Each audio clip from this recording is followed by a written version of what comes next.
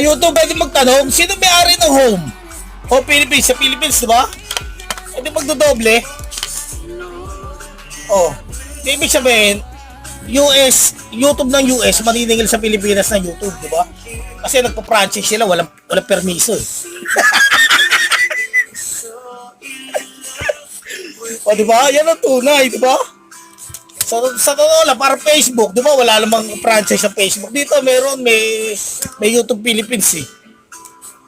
O, di ba? Kanya-kanya kasi, bawat Google, iba-iba, Google na Pilipinas, Google ng Amerika, magkaiba. Ay, nakaregister ako sa Amerika, paano yan? Sisingilin nyo pa rin ako ng tax? Yan ang tunay, di ba? O, di ba?